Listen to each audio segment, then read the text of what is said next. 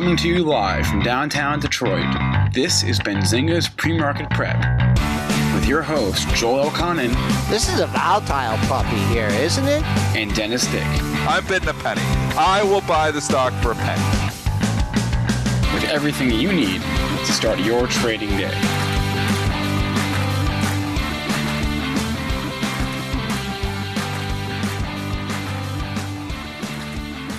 Good morning, everybody. Welcome to this Tuesday, November 5th edition of Benzinga's PreMarket Prep. Remember the 5th of November, right, Joel? Yeah? Okay. Spencer Israel here with Joel Elconin and Dennis Dick. Earnings is the story of the day. Man, Uber and Shake Shack, holy cow. We'll talk about those. Peloton having its first report as well. Adobe had a good report. We'll cover as many of these reports as we can. It's kind of the theme of today's show is earnings. There's not much in the way of macro headlines here. Our guest today, Nick Chahine, author of Create Income with Option Spreads. He will join us as he does every other Tuesday at 8:35, and he'll share some charts of his as well. Joel, what's the word here overnight? S&P's in the green here. Chi and Trump being playing nice over there. Up 6.5 handles. Made the low right near the close from yesterday. Your all-time closing high, 75.75. Yesterday's high, Monday, 83.75. We cleared that in the pre-market by a couple handles, but need to clear it. Need to clear that pre-market high. Only resistance in sight. Crude, don't look now. Crude battling back here. Trying to clear $57. It's been a big level for the last couple of weeks. Gold down 930 at 1501.80. Silver back under 18, down 7.6 cents at 17.99. Bitcoin down 220. They're the futures, 9,345. And Spencer with his literary take there. Guy Fawkes poem, is that it? Yeah, only because I told you a couple days ago, but yes. Yes. Very good, Joel. Yes. Your literary talents are just unbelievable. But Dennis, how are you there? You doing okay this morning? Yeah, a lot of trades. We had China movement last night, so I got a ton of trades on here. So trying to work out of a few of those. Give us that China headline there, and then that was really the catalyst for the S&P rally there last night. We rallied about 10 points in not 10 seconds, but 10 points in probably way less than 10 minutes.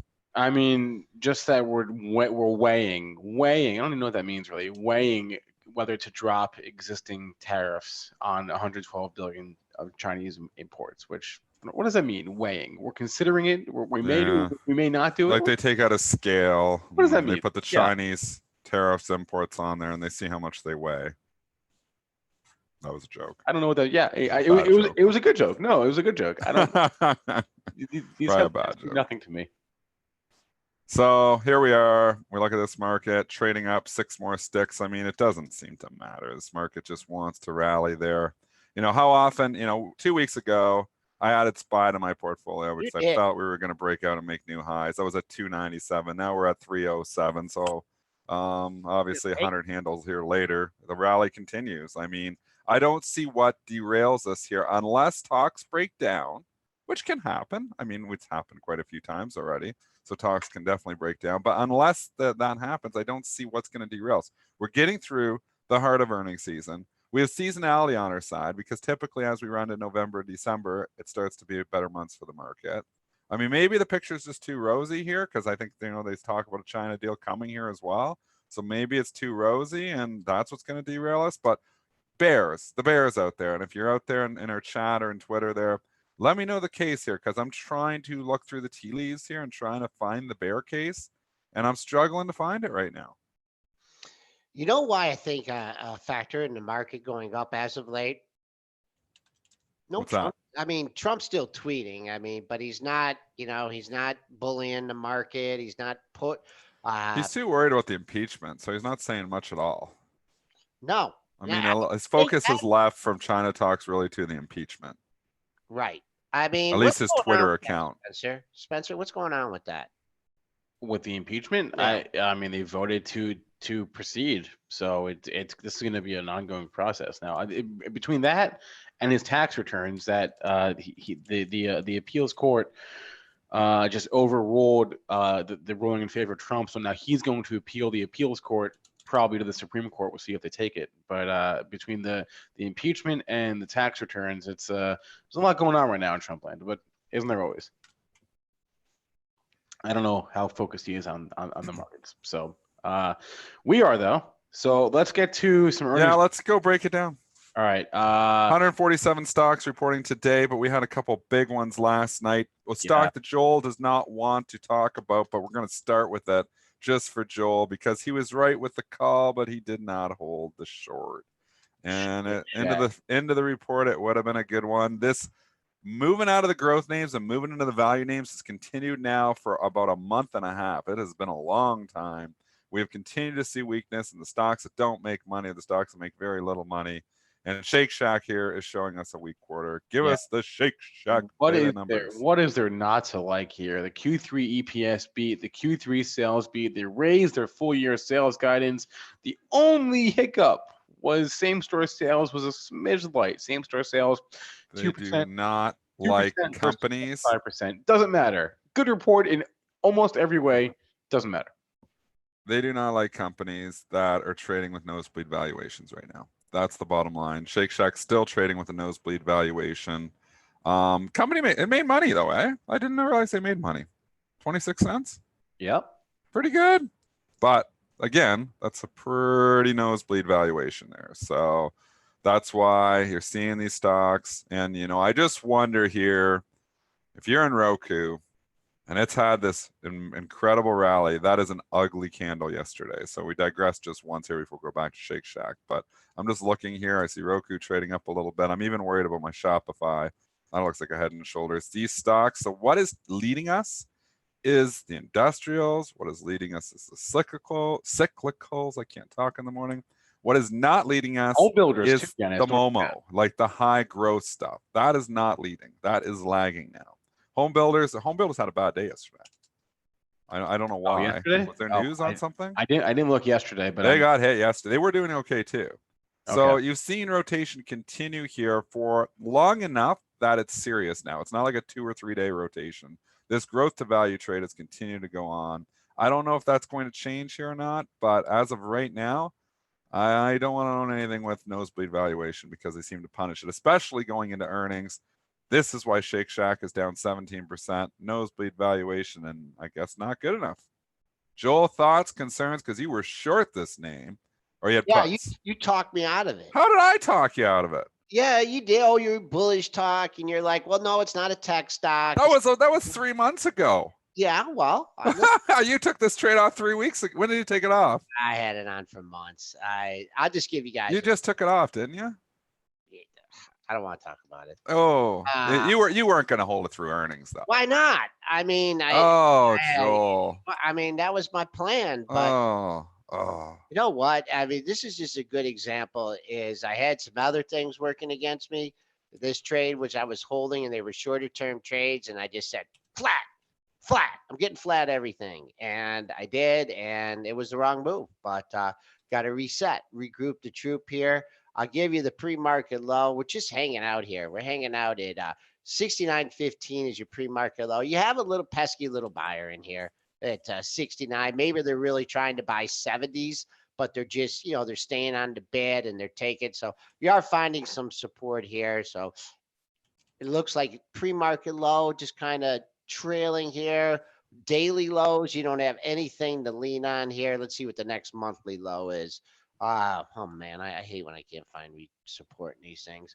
The next monthly low is 56.63. I would just see what happens through the pre-market low. If you dip down to like 68 and change, and then you came back up over 70, I think you get a little bit of a rally. Patient buyer out there, probably someone that's short. Just very, very tough to be long any of these names. Like we even saw after Wingstop reported, it was whipsawing around, but it started to leak there too. We'll give you a shout out, Cole, because you were talking, these nosebleed valuations on these stocks. Well, Wingstop's another one that's starting to come down here too.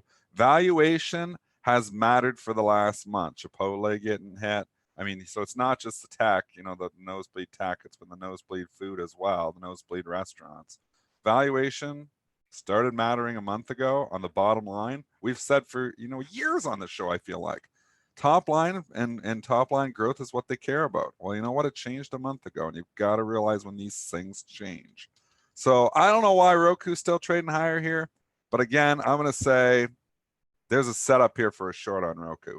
151.30, 151.48, the double top that I put in. I know you got to give yourself almost 10 points. So the setup was probably better yesterday if we would have talked about it. I have no position on it, but if you were shorted, I would stop out that double top of 151. And you sit back and you say, maybe some of these nosebleed valuations and stocks like Roku could come in as well. Well, that does the 150 area. Nice rebound. Found resistance really in the same area that you did in September. Looking at trading up now. Yesterday's low will be my trigger here, 37.45. You also had another, let's call it 37. You know, I had another low at 36.40. So 137 needs to hold. That's a trap door you could be finding yourself in the upper 127 or 120 handle. Pair of lows, actually 4 lows at 127. So 137 leads you to 127. Jump over here. A lot of other companies reporting. Let's go to Uber. Again, same issue. It's a stock that doesn't make money. They don't like stocks that don't make money. I don't know why it changed a month ago, but it did. We have to be aware of these trends. This is how we make money, guys, by getting ahead of the trend. Harry says, and we all know, but nosebleed valuation. I think that's kind of a high PE. Yeah, high PE. Yeah, high PE. High PE or no PE because they don't make money. Those are the ones that they don't want to own right now. Right. With that being said, Uber has been out of favor for a lot longer than the other Momo names. Uber's been out of favor forever, I feel like. You got a support level in Uber. Yep, you do. 28.31 is the all-time low. And we're not going to talk about IPO. What was the underwritten price? Do we know what the under? Oh, it was way higher. At top of my head, I want to say 70. Is that right? No, that was Lyft. Oh, that was Lyft. Okay. Yeah. But Uber was high too. It was like $45.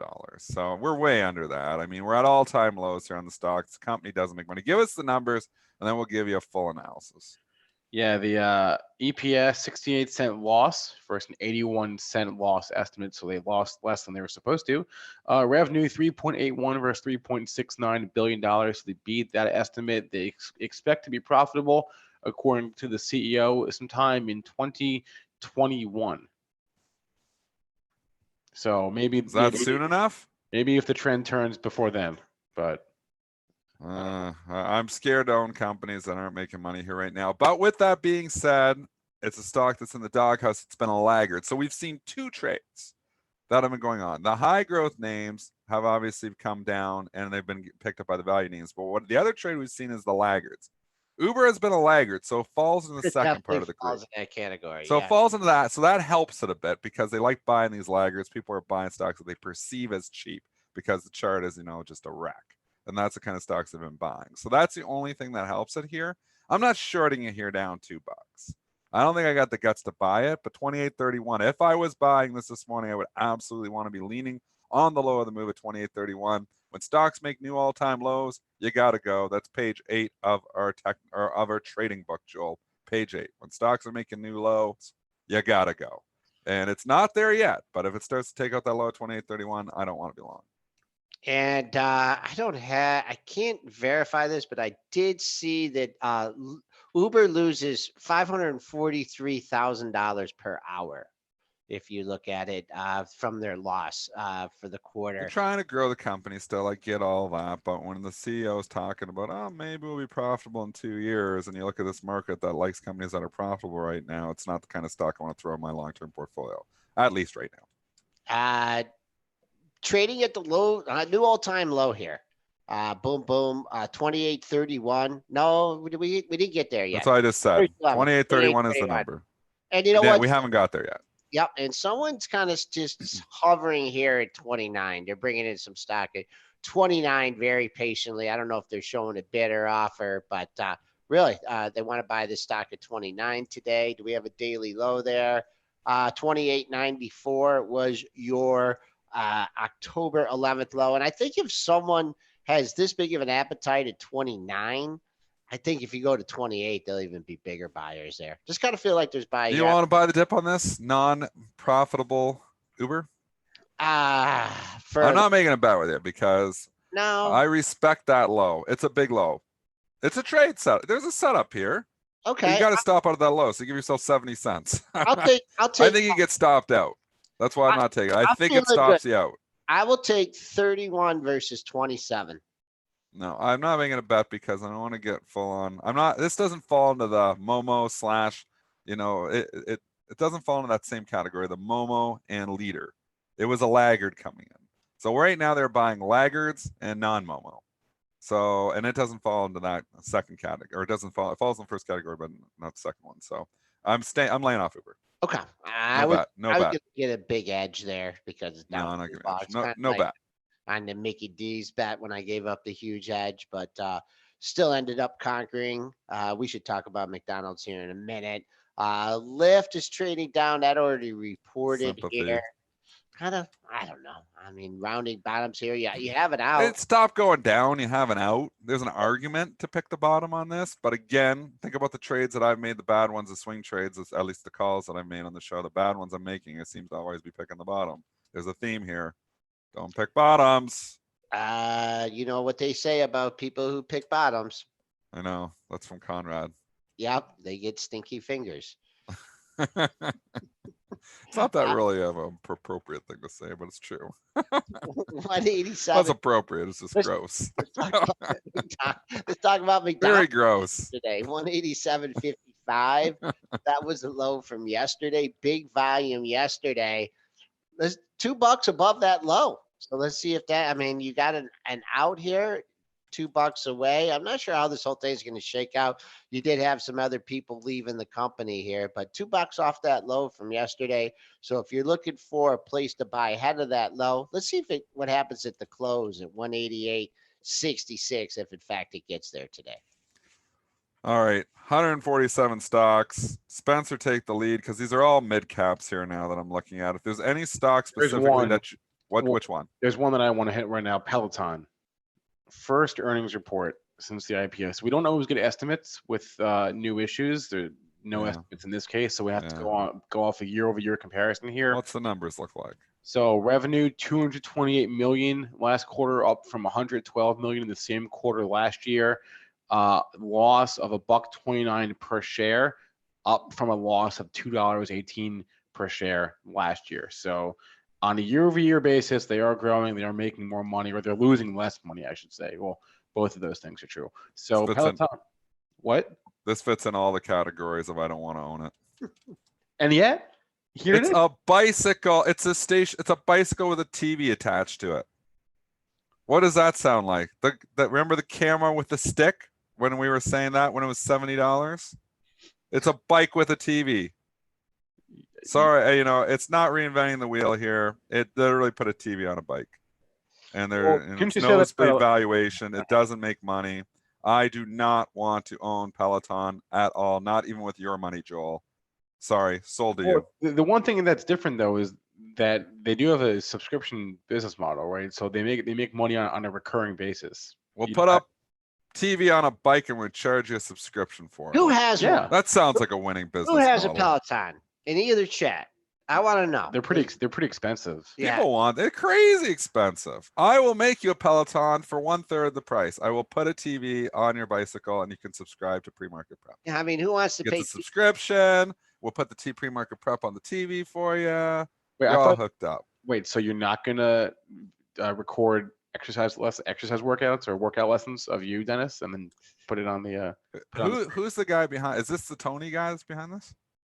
What? No. From who's behind Peloton? You know who I'm thinking of from P90X. What is his name? Tony? No, I don't know who you're thinking of. I have no idea. P90X guy. He's awesome. I have no clue who you're thinking of. Sorry. Is this competitive with Tony Horton? Tony Horton. I don't think Tony Horton's not involved in this, right? I don't know. Because if Tony Horton was involved, I would actually be interested in buying it because I believe in Tony Horton.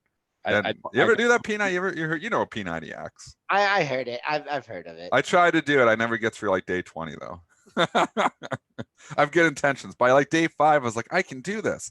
By day 10, I was like, I don't think I'm getting a 90. And by day 15, I'm Real quick, just a question here about lockup expiration. Now, when there's an IPO, insiders cannot sell for a certain amount of time. And so the lockup expiration is when they are able to sell their stock. And it could be a big event. It could be a big not event. I remember when the Twitter lockup expires, it doesn't necessarily mean that the insiders are going to sell that day. But it's just it's just something to keep an eye on. Watch the price action leading up to it. A lot of I think we're a ways from the Peloton one, though. Yeah, Yeah, we are. Uber's coming. Uber's this week. Is it this so week? I think so. This is another reason why obviously nervous on Uber. There's typically more than one. Yes. There's usually one 180 days after the IPO. I believe it's 90 days and 180 days. I think those are the two that or it's anywhere in that range. Uber's, yeah, I know Uber's. I don't have the exact date on Uber if it's in the chat, but I can look it up real fast. I know Uber's is not far off. I think it's coming this week. I think it's this week. So just keep that in mind as well, because that can really push prices around. Again, Peloton. Oh, I'm actually, sorry. I'm selling the rally in this, and I'm not. Well, I would be selling the rally. I don't even know if you can short the thing, but if I own the stock, I'd be selling. Okay, the rally. so Can you get a bore on this? So there's one lockup expiration tomorrow, and the other one is February 4th. I gotta see if I can get a bore on Peloton. I gotta locate. Can I get a load? No, I gotta go look elsewhere. I gotta go look outside the firm to get. Anyways, there may be some locates out there, but Peloton. But I'm sorry, I'm bearish the stock. Flat out bearish. PTON. No position, but I'm flat out bearish. Nice recovery here from under $21. Just go to the first day of trading here to take a look for your action today. You have not seen the all-time high at 27.98. That's $2 away. There's a potential target for you. But the level I think to keep an eye on is 25.76, and that was the all-time closing high on that first day of trading. We're trading above it right now. Fall below it. You got a ways to go to get to the top of yesterday's range here. Or not really. 26.5. Or excuse me. No, it's not even gapping up because it had a bad day yesterday. So trading in the air, look at 26.5 and then the all-time high at 27.98. Next. Let's go to, where should we go next? I'm trying to look here too. Like there is a lot of mid caps or small caps on this list here. Real quick, we're looking. Someone's asking about the home builders. I mean, They got hit yesterday. Was there a headline that I missed? Did somebody report? They all got hit hard yesterday. I didn't even see they got hit. So Toll was down $1. KB Homes down $1.50. I mean, that's a break in trend. That's ugly. So, and they've been going up for a while. That's a turning point. KB Home called a downgrade, but it's not a super influential firm, and it was only to neutral. So I wouldn't necessarily. Yeah, I don't know what the catalyst was there yesterday. Oh, LGIH reported. Did LGIH report? LIG. Oh no, they're due to report today. LGIH is a home builder, I believe. Is they're out right now, and it was mixed.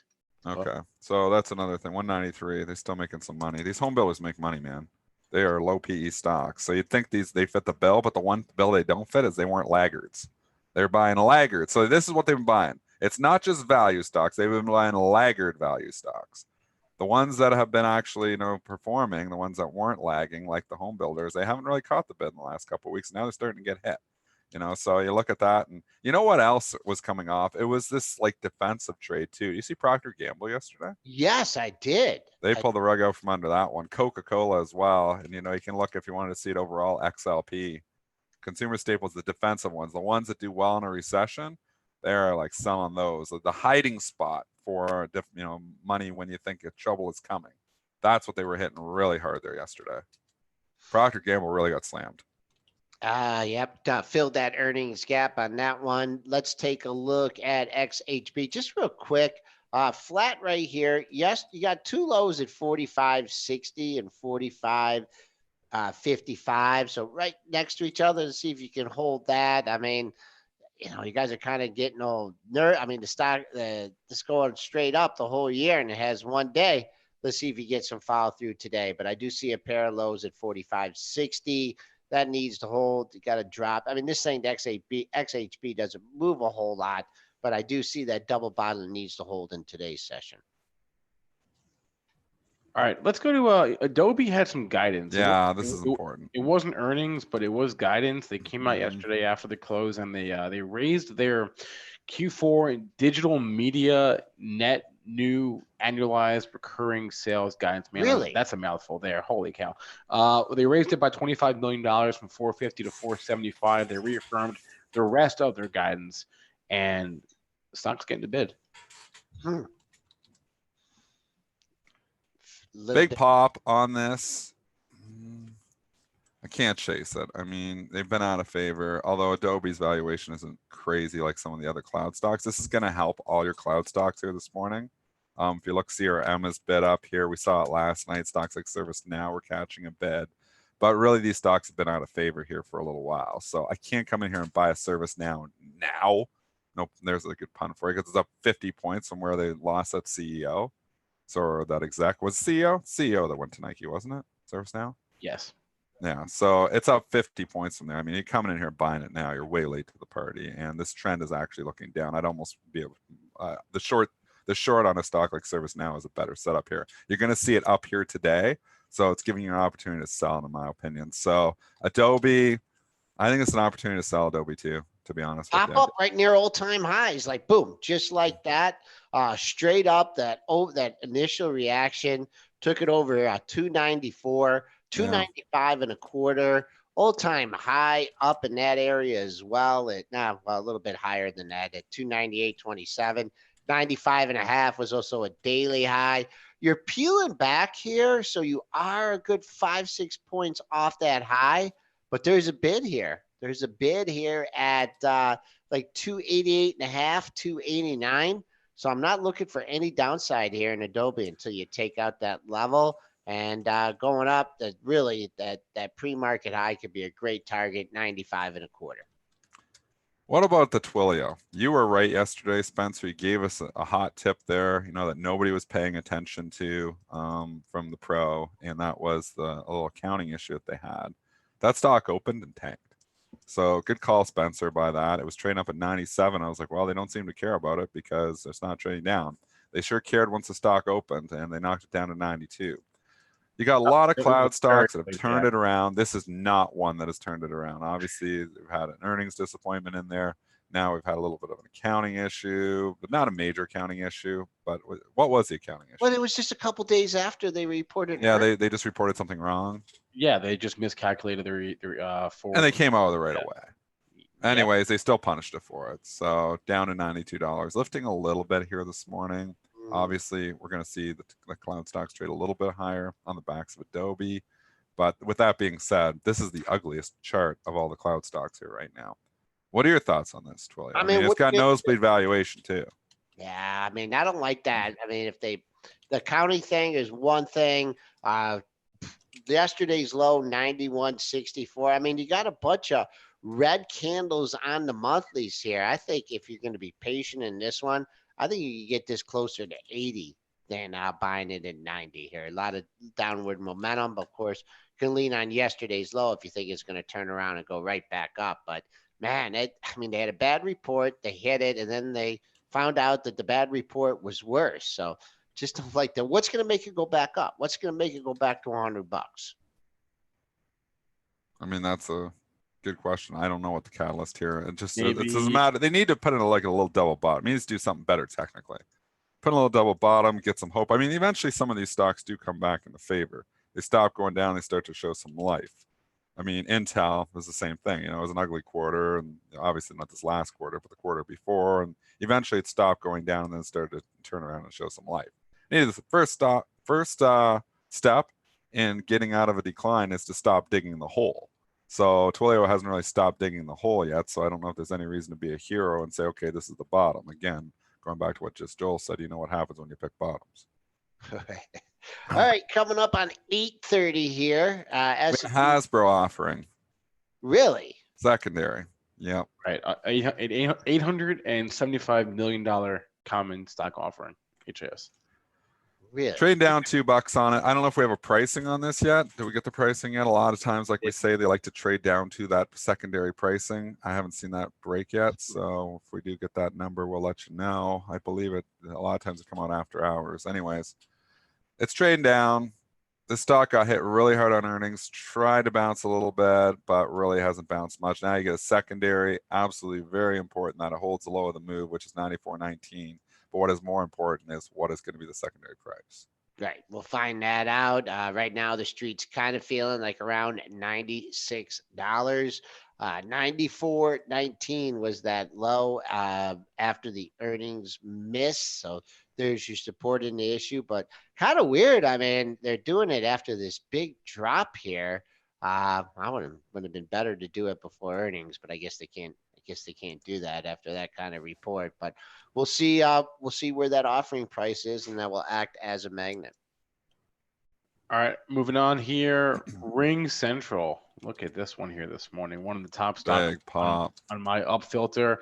A lot of good stuff in this report. RNG Q3 adjusted EPS 22 cents versus a 19-cent estimate. Sales of 233 versus $221 million. Q4 EPS guidance in line. Q4 sales guidance higher, raising their full year sales guidance, and their full year EPS guidance was also raised. So they absolutely love this stock. Good. And there was also, wasn't there some contract or something with somebody too? Another one. I saw it go by on the press release. I can't remember who it was. I feel like they reached a deal with somebody else too. Let me trying to see. that. Anyways, there was some other news there too. So AT&T maybe. Yeah, I was going to say there was an AT&T headline, but yeah, I mean they got this big contract. Who was the big contract when the thing went from 130 to 180? That one day back, and just looking back at October 4th. What was that? That was a big contract with somebody. They October 4th or 3rd. The move was on October 4th. Oh yeah, they announced. Oh, that was the Avaya thing. Avaya thing. That was the strategic partnership with these Avaya. contracts. Move the stock. Anyways, this stock is just loved right now. It's loved. It is nosebleed valuation. It is not. So it does fit the bill of a stock you don't want to own. But I tell you, for whatever reason, this one is just bucking the trend, and it's loved right now. I don't know if that continues, but it's definitely in favor.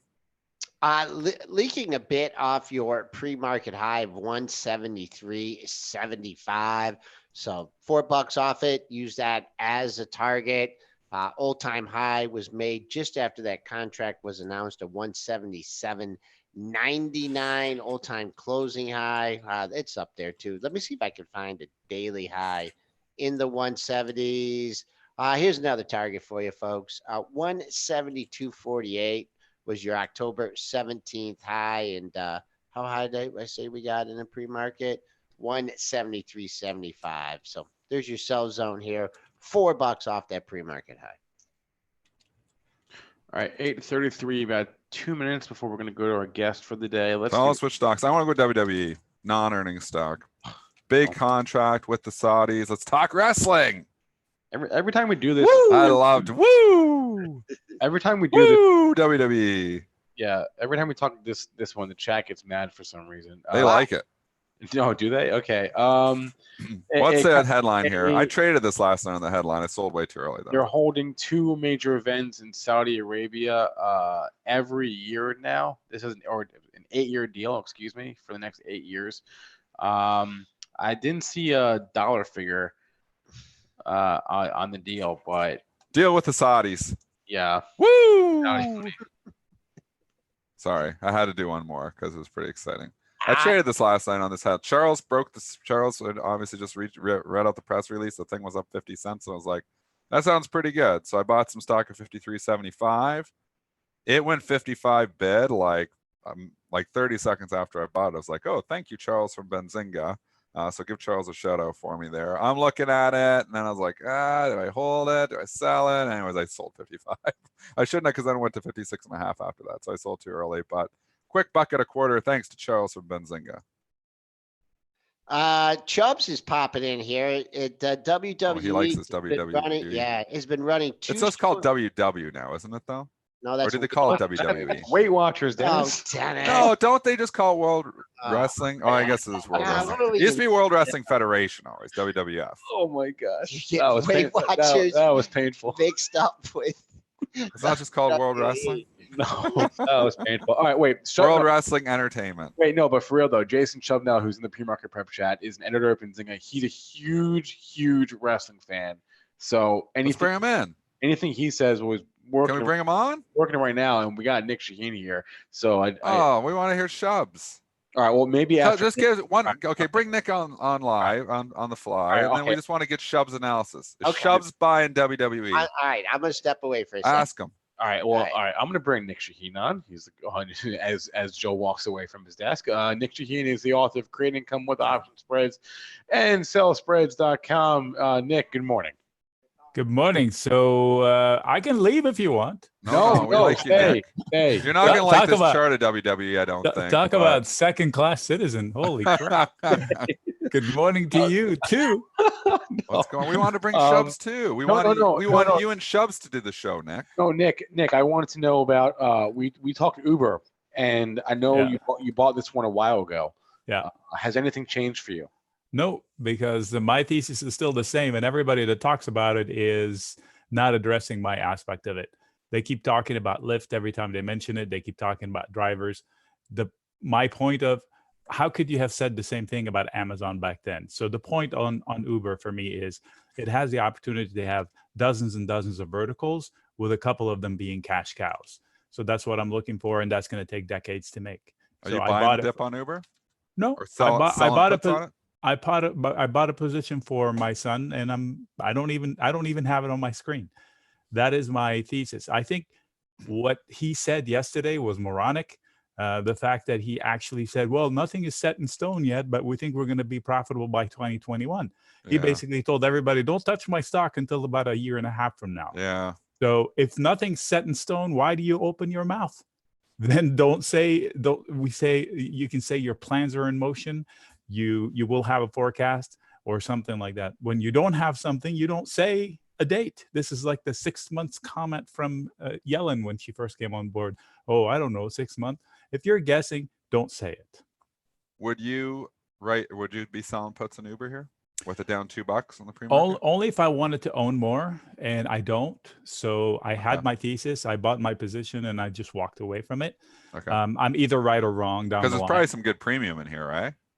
There probably are, but it all depends on if you want to add to your position. I usually don't want to sell puts and add to my investment, right? Versus a trade.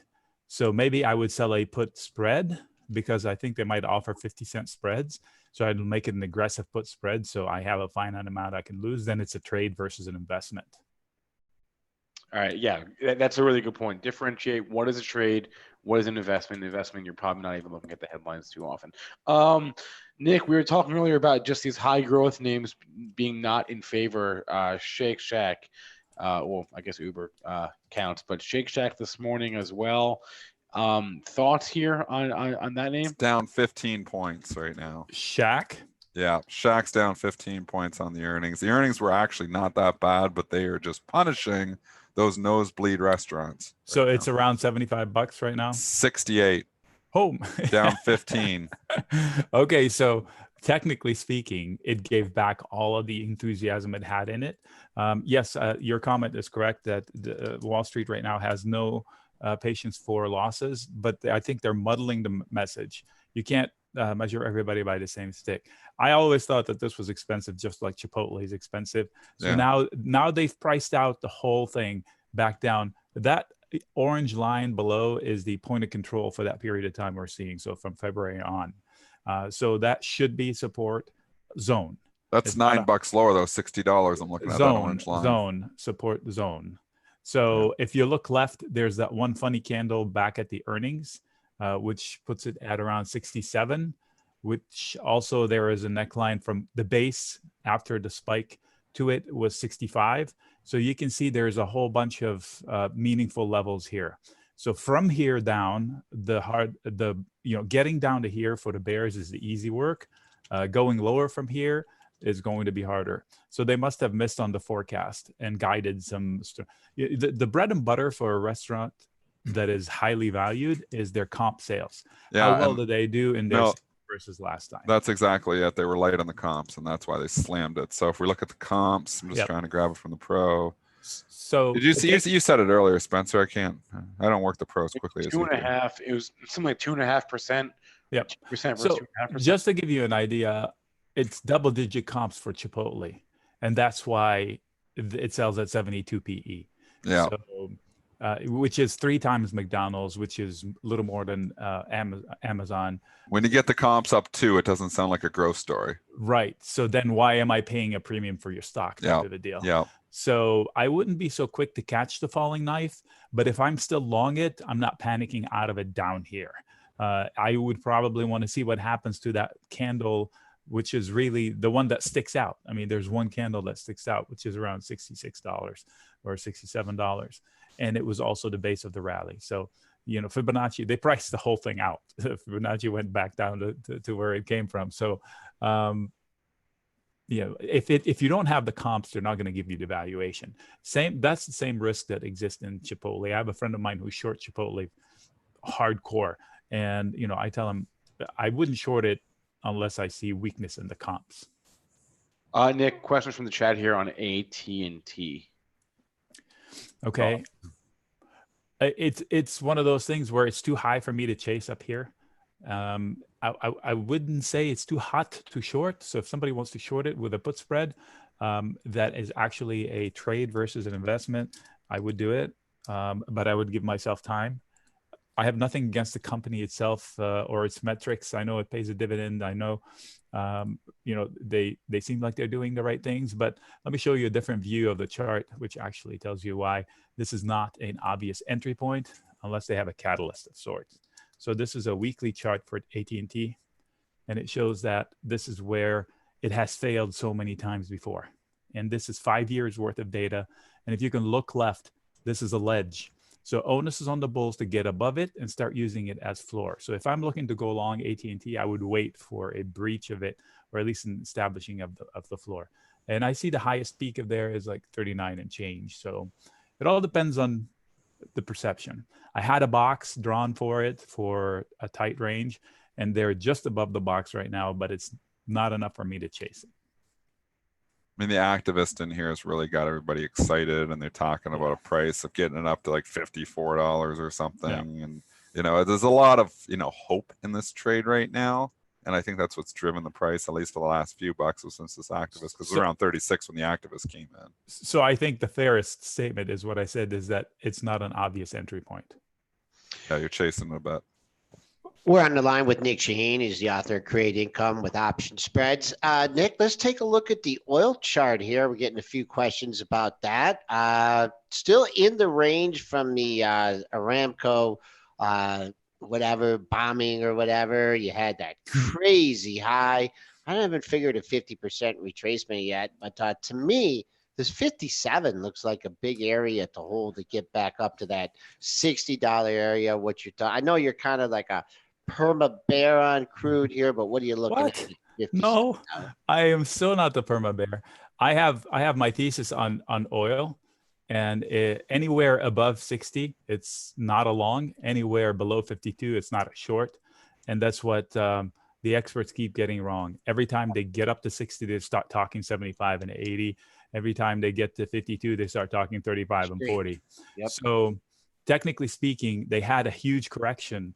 And this is exactly, they're stalling at the 50% retracement of it. Is it? I didn't figure it. It's right. Yeah, it's just on the chart I just posted. Okay. So I took the extension from the top of whatever 63 and changed down to the low of 51 almost. Yep, 12. And it's the 50%, but it also coincides with levels from prior. So if you look left, there was an instance in August where it hit that level and failed.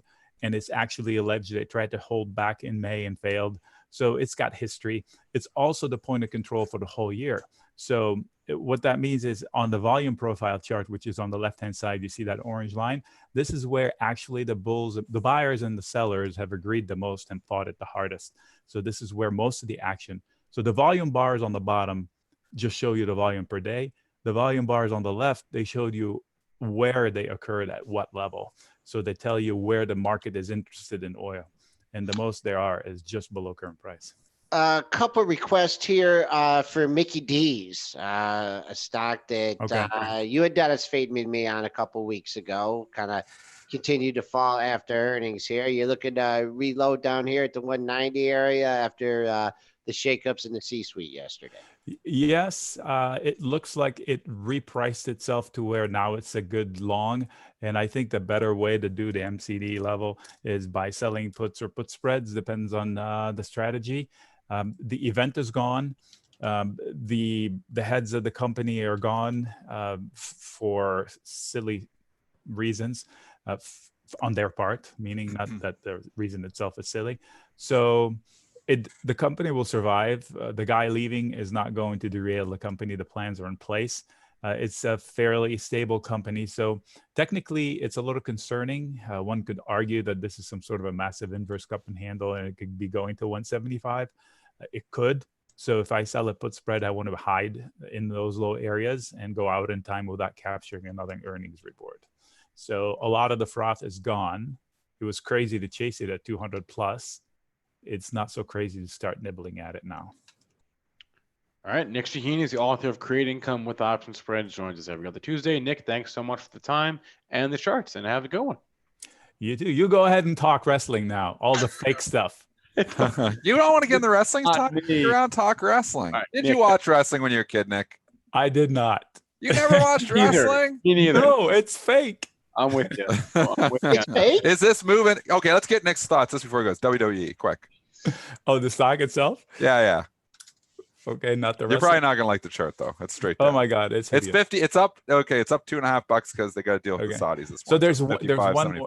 there's one more weekly candle that scares me, which starts at 51.5. So, it's better to go here than before, obviously, but there's no obvious reason for me to catch this falling knife without knowing its fundamentals. And Nick, Dr. J, as well as everyone in both chats, you sound better today. We just want to know how you're feeling and how the recovery is going. The recovery is going great. I'm doing very well. I'm working out half an hour a day, and I'm going to kick its ass. On your Peloton? No. Oh, On my natural Peloton. I live in California. I walk outside. All right, thanks a lot, Nick. Have a good one. All right, later. Bye. All right, let's bring on Jason Shub now. Yeah, sure. You want to mic him up, and Shubs is our managing editor, but he moonlights as a wrestling guru. He is a longtime fan of WWE. I guess the only real question, Shubs, this morning is how significant is this deal with the Saudis? Doesn't seem too significant to me, to be honest. Okay. They've already been running 2 shows a year in Saudi Arabia since 2018. And it sounds like yesterday's news is that maybe the second show is now officially part of that deal. But all this brouhaha started last Friday when all the talent in Saudi Arabia, their flights were delayed several hours and they couldn't get back to the States. And so WWE had to actually rewrite their live Friday night show on Fox. Because the talent wasn't there? Right. Oh, they had to bring in new talent from the Wednesday night show to help fill the void for that. And the company's line this whole time has been that there were mechanical issues with the flights, but the rumors that have been out there, they held them hostage so they could sign the deal. Is that what you're saying? Yes. Oh my God. There have been rumors that Vince McMahon cut the feed of the show in Saudi Arabia because the prince and whoever else is in charge of this deal did not pay their $60 million for the contract for last year.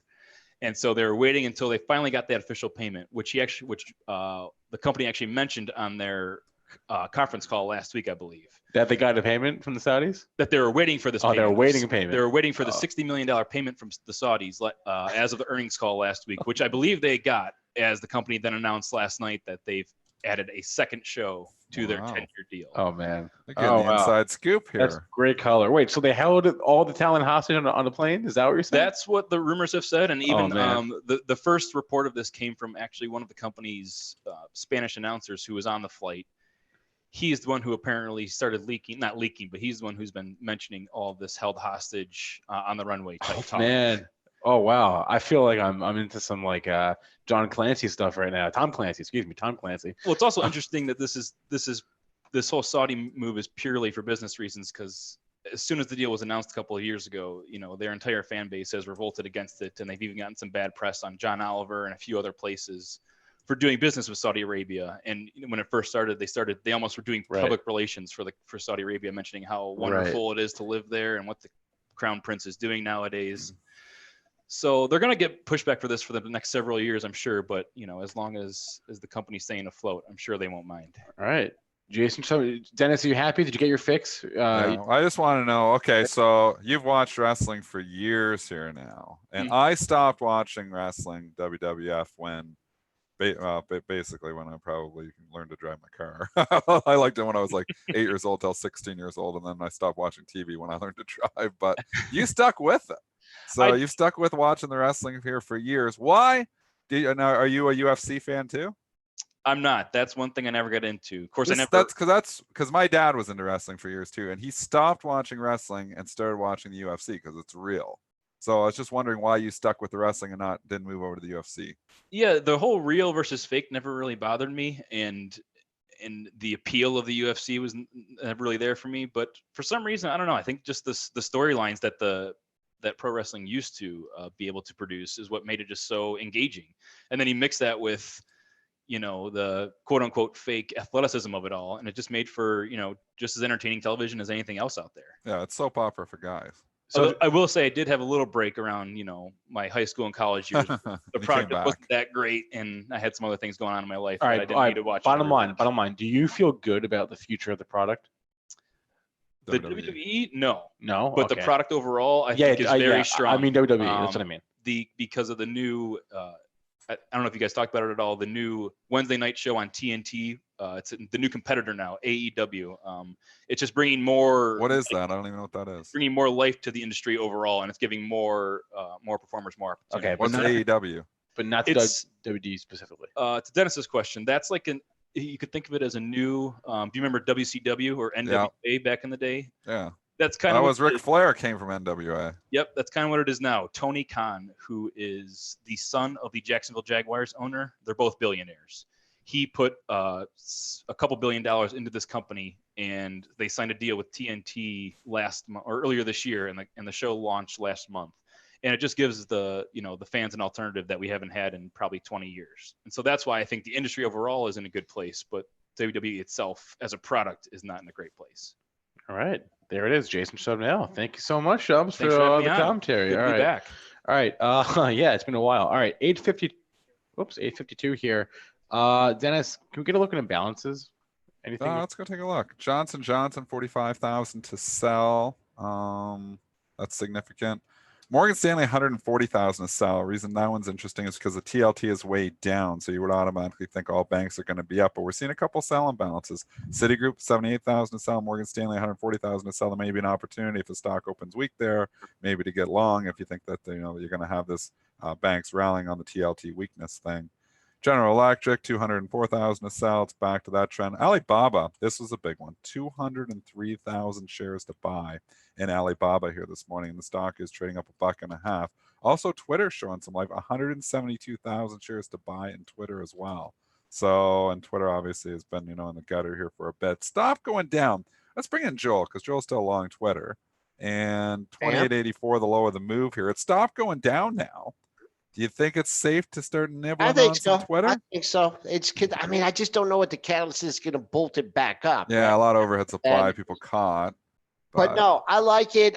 Just trying that one day when they hit it on the news that they were getting out of the political, looked like your opportunity, and that's what I'd be leaning on. But Dennis, can you name my favorite two WWE or wrestling moves that I use, like when you wrestle with your kids, right? You get them all riled up. Do you have any? You do some pretty mean. You don't do a pile driver on them, do you? No. First, I do the sleeper. The sleeper hold. Yep. Brutus the Barber Beefcake. Remember, he was the best at the sleeper. Yep. And then from the sleeper, you go to the rake the eyes. The rake the eyes. Who specialized in raking the eyes? All the dirty wrestlers. Yeah. I can't remember, but that exactly what that was. Another thing, just wanted to mention real quickly, Chubbs, all those great articles that you see out there on Benzinga. some by me, but he's the one that does all the editing and does a lot of hard work and corrects all my typos and skip words and everything. So a lot of the great content you see on Benzinga comes from Chubbs there. All right, let's do a couple more if we can. The retail earnings parade is starting here. We got Tapestry this morning, the company formerly known as Coach, reporting. Does that count? What do you mean? Does that count? Yeah. What? Why Okay. What did Tapestry do? It's like high-end luxury goods. It's retail. Not into high-end luxury goods. All right, 40-cent Side EPS. note after give us the numbers. 40-cent EPS, 36-cent estimate. Sales missed 1.37 versus 1.36 billion. They specifically cited tariffs as weighing on profit margins at Kate Spade. So Joel, you told me. I'll tell the story. My wife said she can't tell the story, but I'm going to tell it anyways. You told me I need to get a blazer, and you were like, let's get one for, basically for New York. You've been telling me that for a while, and I've got my suit, obviously, but you were like, you need a nice blazer to go out. So I was like, okay, I have full good intentions. I never go shopping. And me and my wife had the Saturday night off in Birmingham. Like, we'll go to the store. So we went to Somerset Mall, expensive mall, obviously, to go to buy anything. And I was like, I had fully good intentions of going there and buying a nice blazer. So I walk into Saks Fifth Avenue. I'm like, oh yeah, this is a beautiful blazer. I'm like looking at this one, like, this one's nice. I'm like thinking, my price range, what I'm thinking. I pick up the price tag. Guess how much the blazer was? $350. Keep going higher. 500. Keep going higher. 600. Keep going higher. 700. Go way higher. $1,000. Go higher.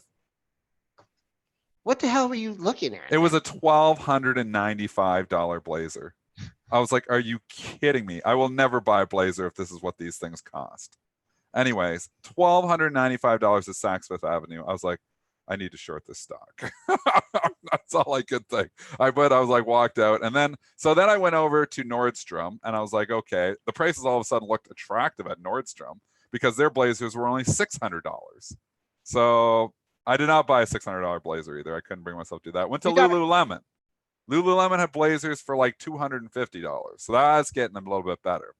Lululemon is obviously a store for little people, though. Or not Lululemon. Sorry, I went into Banana Republic. It wasn't Lululemon. It was Banana Republic. Banana Republic, they don't sell. They had blazers. They had a couple nice ones. Wait. They had no blazer in anything over. They had nothing over a 44. I'm a 46. So they had not one blazer in the store that was over 44. I got a place over here. I get everything half off. Do I have to go to the big and tall store? Is that what it is? I didn't know it was that big. I'm 210 pounds, 6 foot, but I didn't know I needed to go to the big and tall store. I thought, Banana Republic would just carry my size. I thought it was pretty common size. How do we get talking about this? Well, we started talking about foolish of me to bring up a retailer. Because you said high end. You started with high end retailers. So I'm talking about high end retailers. That's Saks Fifth Avenue. That is a high end retailer.